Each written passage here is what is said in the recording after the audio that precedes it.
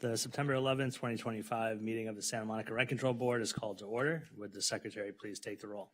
Yes. Commissioner Ambrose, Here. Commissioner Dudek, Here. Commissioner Leslie, Here. Vice Chair Ivanov, Here. Chair Gonska. Here. Thank you. And now would everyone please join me in a salute to our flag?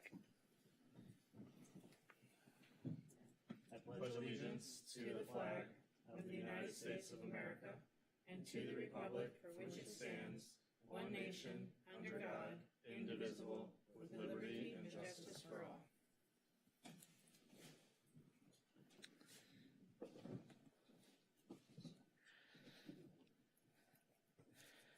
Okay, if commissioners have had an opportunity to review the minutes from both of our last two meetings, August 14th and August 28th, may I have a motion for their approval?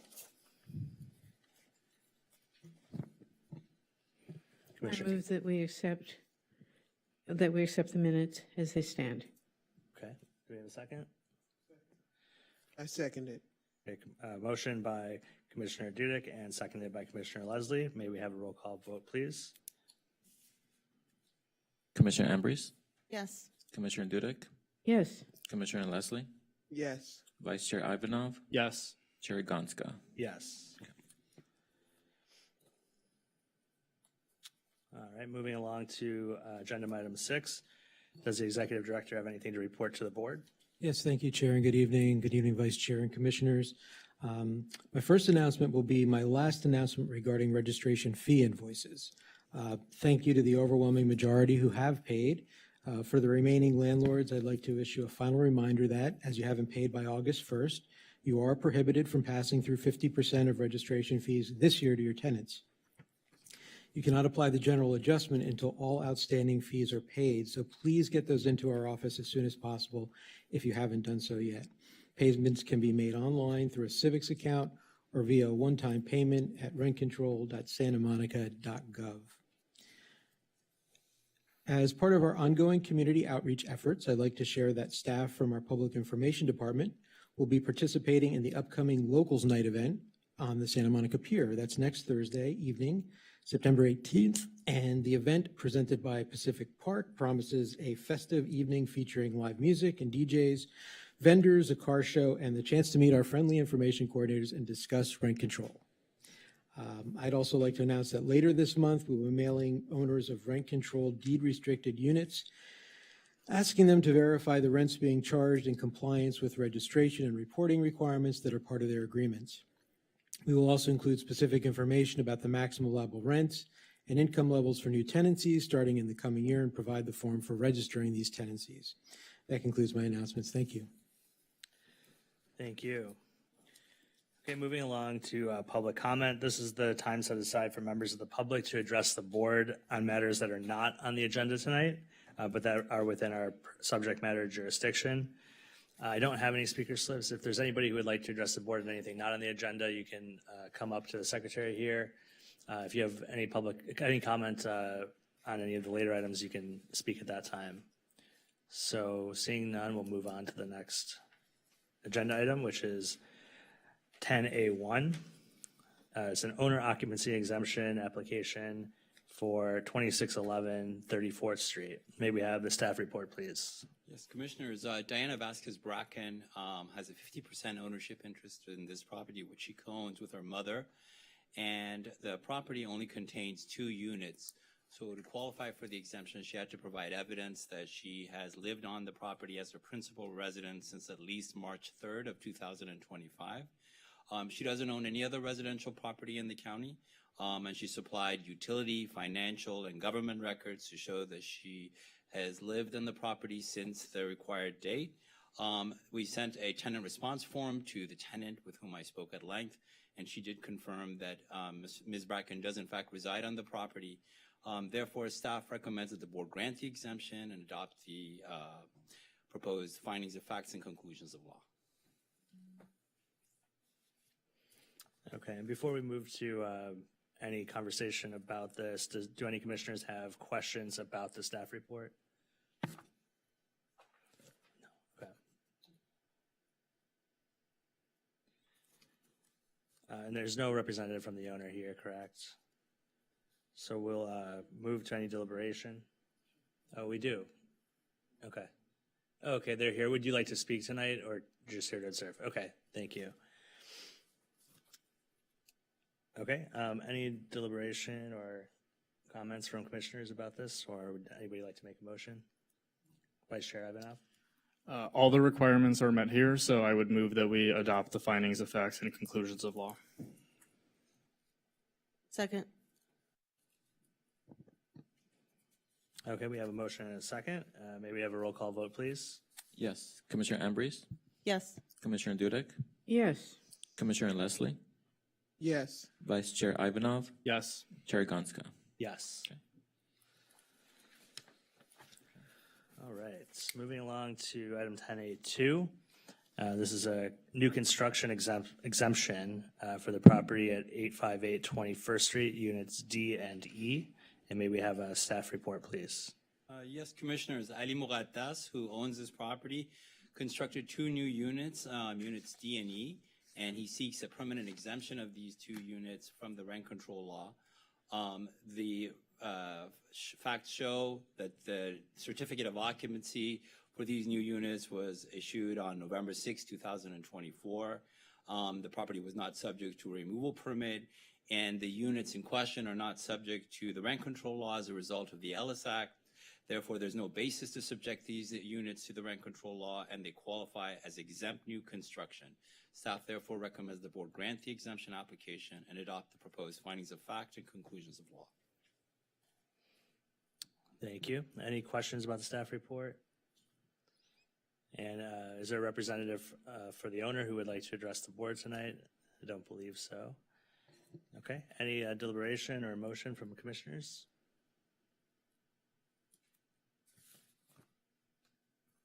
Commissioner Ambrose. Yeah, I see no issue with the recommendation. I feel that the requirements have been satisfied, and I would like to make a motion to grant the construction exemption at 858 21st Street for units D and E. Second. All right, we have a motion from Commissioner Ambrose and a second from Vice Chair Ivanov. And may we have a roll call vote, please? Yes. Commissioner Ambrose, Yes. Commissioner Dudek, Yes. Commissioner Leslie, Yes. Vice Chair Ivanov, Yes. Chair Gonska. Yes. Okay.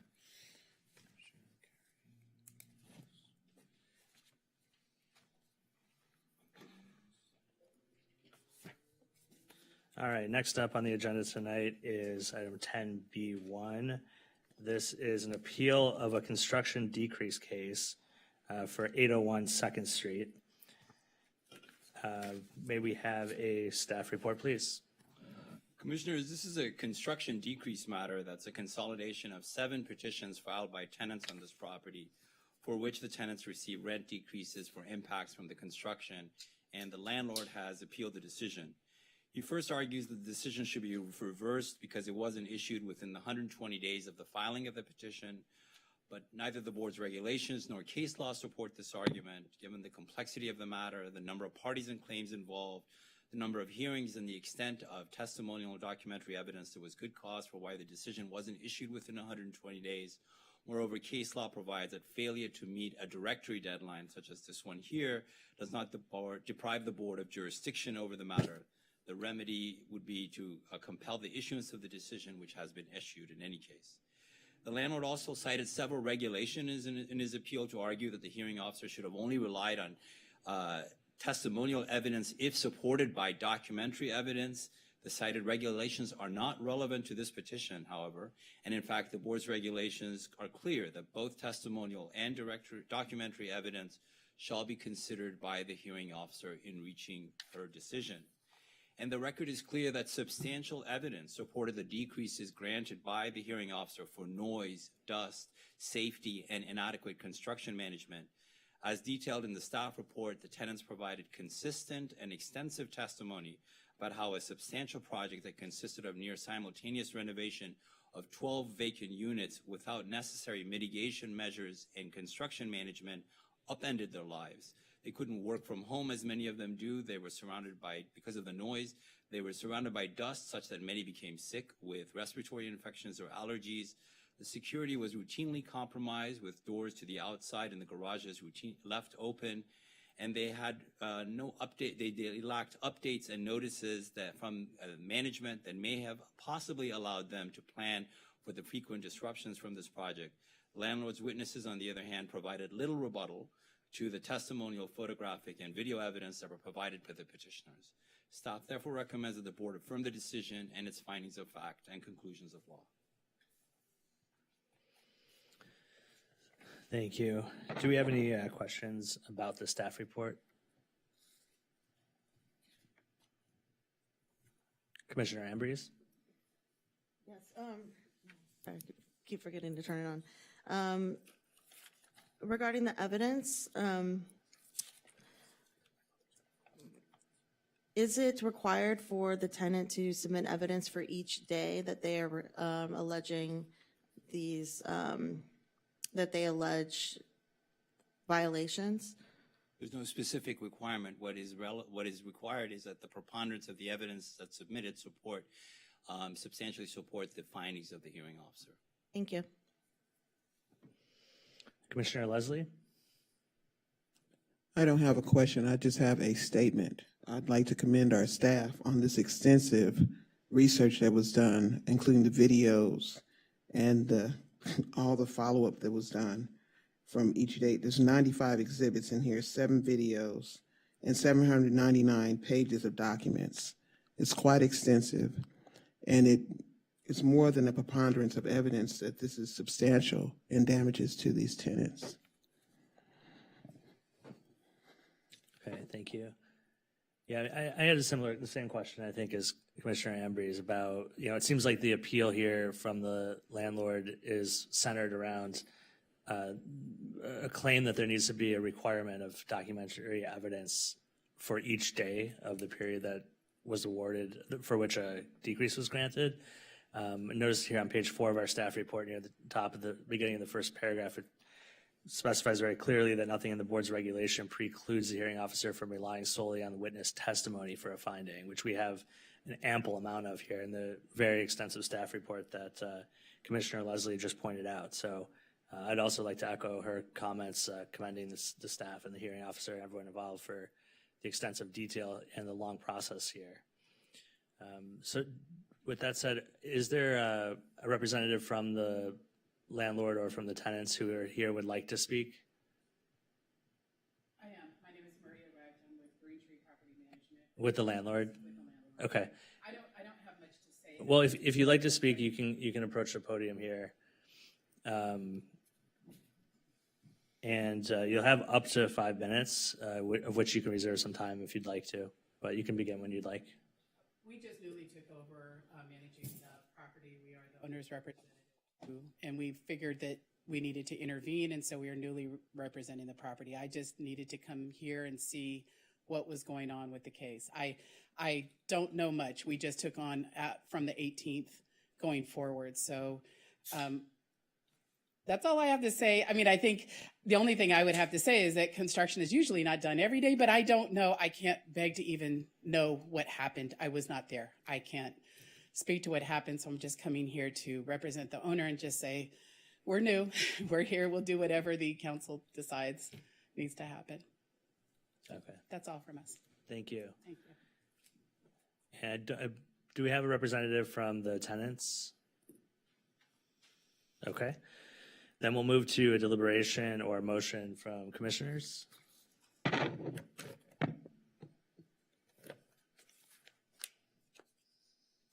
Anyone like to make any further comment?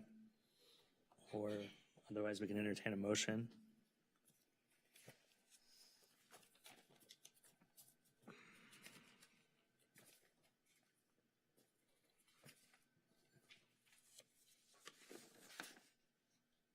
Button's not working. Oh, it's not? Oh.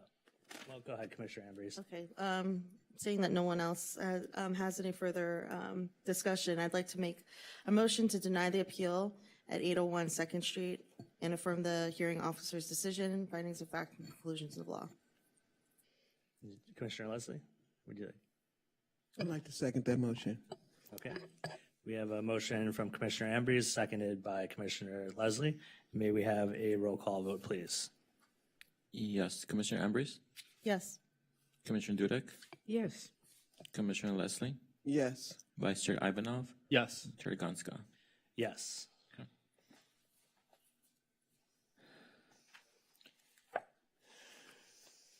Okay, moving along to agenda item 12, administrative items.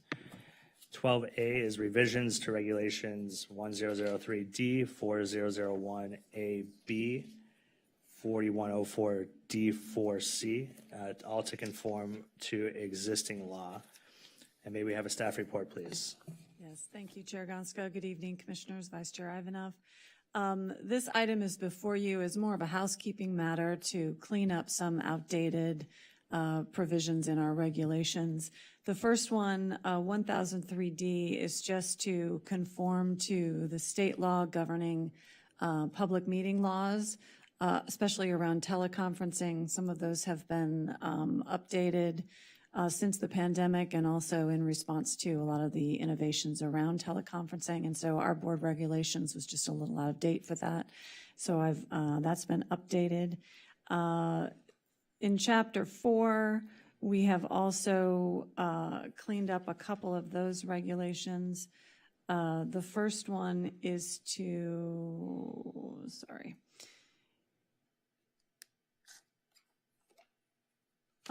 just eliminate the reference to Appendix D, which is in the chapter about a net increase, a rent increase petition.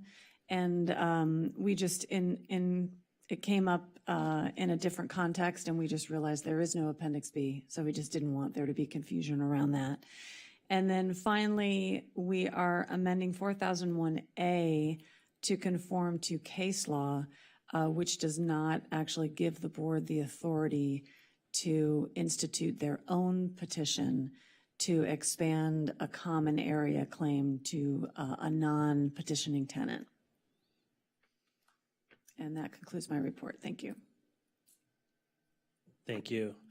Commissioner Ivanov. I just had a question about the teleconferencing provision. I know we're changing it to be, I know we're still subject to the requirements of Government Code Section 54953. Do we still need to have a quorum?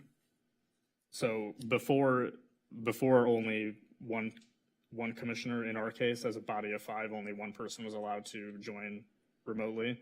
Right. With the update to the conform with state law, is it now 2? So that we still have a quorum of 3? In the same location, that's correct. Okay. Yeah. Thanks. So, I mean, there are, I take that back. There are some exceptions to that.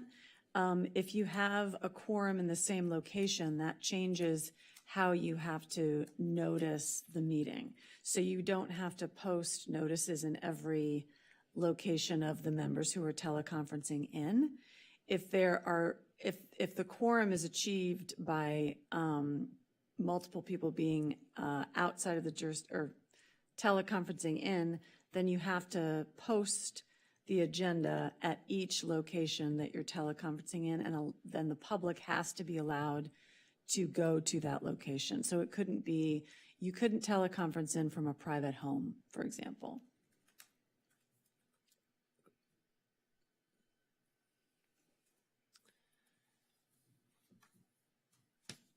I do have a few questions. First one, let me find my place here. I think that mostly answered my first question, but I guess one additional question for that same regulation for Part D there is, it says that they're, sorry, I lost my place. Okay, so the last sentence, actually, the commissioner wishing to appear by teleconference must notify the board secretary at the earliest possible moment, but no later than 72 hours before the time of the meeting. Is there any room for an exception if there's some circumstance that arises within 72 hours of the meeting? How does that impact this rule? So this is that particular sentence is our regulation. That's not mandated by state law, and there is an exception for emergency situations. But I think this is just more, that's a regulation that the board decided to put into place. Okay, but you said there is an ability for an emergency exception. Under state law, there is. Okay. I would imagine that would hold true for this regulation as well. I don't know that that's come up, but Okay. Yeah, I mean, if it's not something that we've experienced recently, it's maybe not it's something we need to address. But that was just something that I did notice, was that in the language here, it didn't appear that there would be an ability to, if something came up or somebody had to leave on short notice. So that might be something we consider changing. Again, it doesn't sound like it's something that we've run into recently, but it could be something to think about for the future. Commissioner Ambrose. Thank you, the button's not working, but with that, would it be possible for us to change it so that it conforms with the allowance of state law?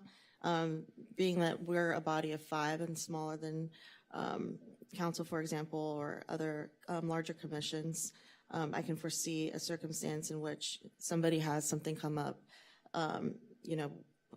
shorter than the 72 hours, and we would like to still meet as a body. yes, you can do that. I would ask the board to maybe come back to this so that I can just double check and make sure that state law does in fact allow that. Great. And I'm fine with the sole change that's made in, what is it? 1003D. Do you want to just table it for now and then? Well, yeah, I guess just logistically speaking, would you prefer us to table this entire agenda item, or should we? No, you can move on to B and C. It'll take me 5 minutes to look it up. Okay, perfect. I'll look it up right now. Gotcha, thank you. Another actually just question on this agenda item I have, process-wise, is could we make a motion to approve all of this at once, or do we need to do each change separately? No, you can move them all at once. It's one item. Gotcha, okay. Are there any other questions here or comments about these regulations?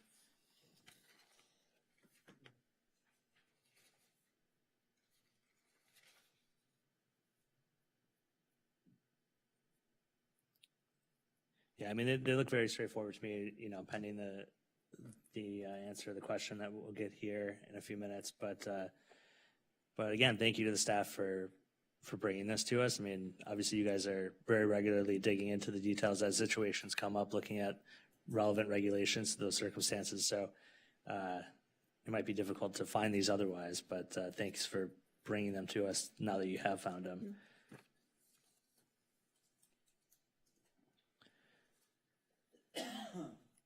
I guess regarding the state law, if the state law allows, because we were talking about this being our regulation, but that wouldn't, like, the state law wouldn't necessarily supersede it. If it's within our regulation that requires 72-hour notice, then we would need to change that to allow for something in shorter time period, right? I understand you're looking to see if it's allowable to change that, but if that was on the books at 72 hours, that would be what we would have to comply with, right? Right. Regardless of what the state law said. Assuming that this wasn't. We can't conflict with state law, but you can go further if you want. Which is what we're doing here. It seems to me that's what this regulation does, but I just want to confirm. Okay. I had another question. I think that some of the changes that have been made to allow for teleconferencing have a sunset. Would that mean that we would have to, I guess, also revisit this? So I've deliberately left it just to conform to state law because there's a new one that goes into effect January 1st, 2026. And so that's what would govern starting then. Great.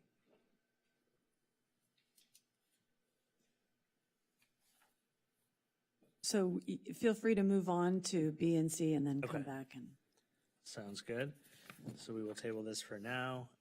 And then moving on to item 12B, the revised general counsel classification specification. May we have a staff report, please? Yes, thank you, Chair. This item requests board approval of a revised classification specification for the general counsel. The update ensures the description accurately reflects the duties and qualifications as we move into recruitment. The classification was last updated in 2011 when rent control expertise was only preferred. Since then, the role has become far more specialized, requiring substantial experience in rent control law, litigation, and advising public bodies. The 2025 revision requires 7 years of rent control or housing experience, clarifies reporting relationships to the board and administrator, and updates pertinent language. These refinements align with the current job announcement and reflect the actual expectations of the role. Staff recommends approval of the revised general counsel classification specification, ensuring it matches current responsibilities and recruitment requirements. That concludes my report. Thank you. Are there any questions about the staff report from commissioners? Okay. Are there any members of the public who wish to address the board on this item? Seeing none, we can move to deliberation. Vice Chair Ivanov? So right now, under the supervision exercise section, it kind of just mentions that, you know, the person in this role is going to have to exercise general supervision over a certain amount of people. Do we want to specify specifically how much staff this person is expected to supervise? So they have, I feel like just saying general supervision is maybe a little too open-ended for a specialized position like this. I don't know if there's any interest in doing that. Yeah, I mean, I think I'm open to it. I think this seems more like something it's like informational that we're giving to applicants. It's not necessarily like a qualification or a requirement that would filter out applicants.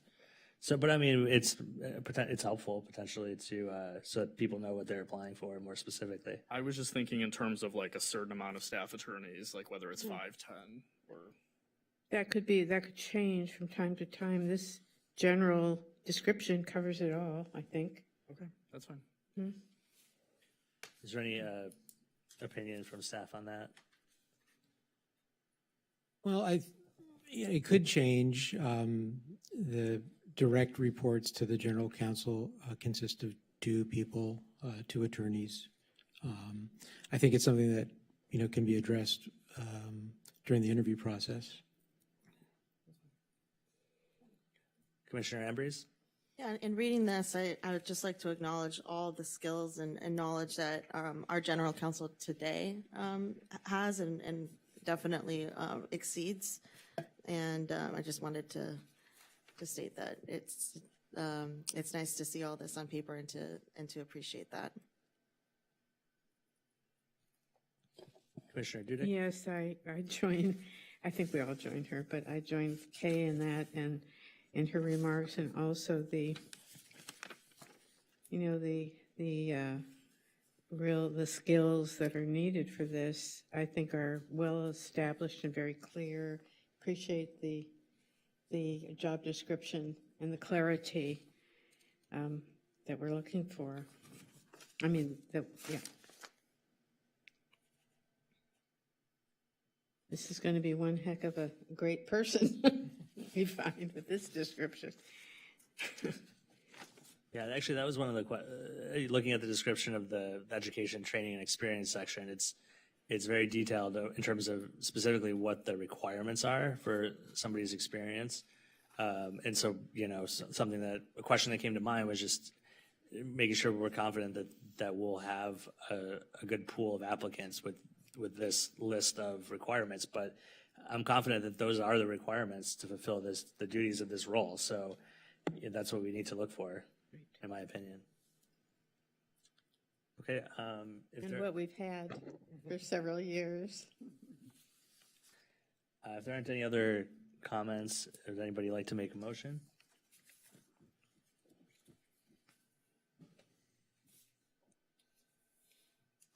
I'll make the motion. I'll make the motion to adopt the revised general counsel's classification specifications in our item 12B. I'll second it.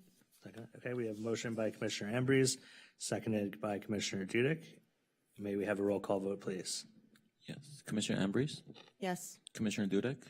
Yes. Commissioner Leslie? Yes. Vice Chair Ivanov? Yes. Chair Gonska? Yes. All right. Agenda item 12C is the selection of a subcommittee to oversee the recruitment of the general counsel. We've had initial conversation about this in closed session recently, but we wanted to formalize that in the public portion of tonight's meeting to form this subcommittee. I don't believe that there are any public commenters on this item. So we can move to anybody who would like to make nominations for the two commissioners who would serve on this subcommittee and conversation around that.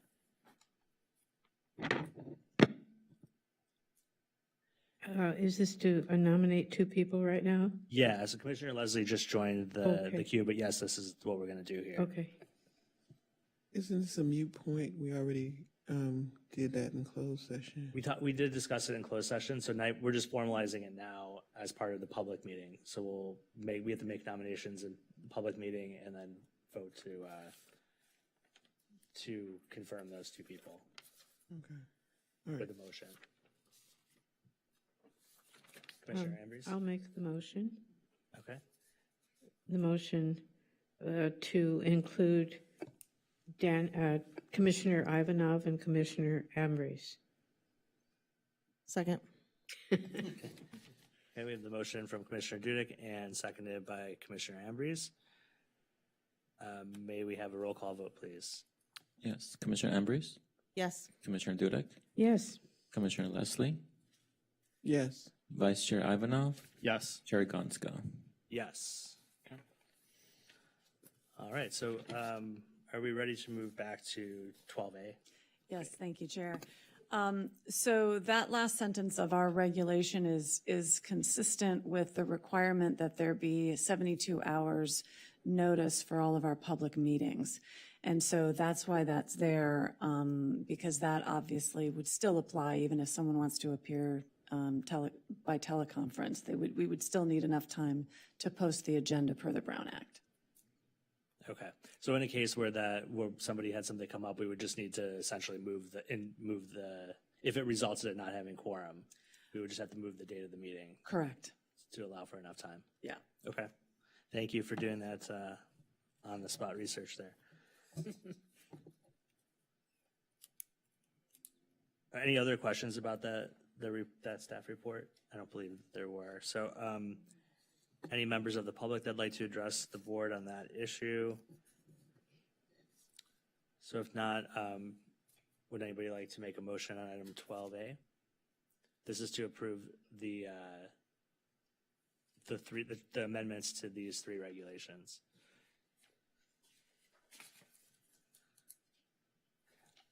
I'll move that the board approve the amendments to regulations 1003, 4001, and 4104 as indicated on attachment A.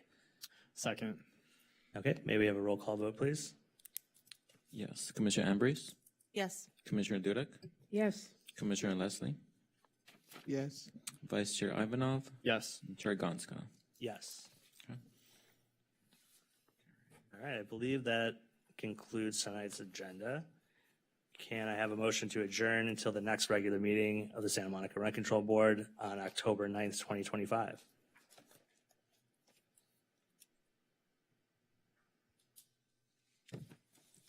I so move that we adjourn the meeting until October 9th. Thank you, Commissioner Leslie. Do we have a second? I'll second it. Seconded by Commissioner Thank Dudek. you. And all in favor? Aye. Aye. Meeting adjourned. Thank you, everybody. Thank you.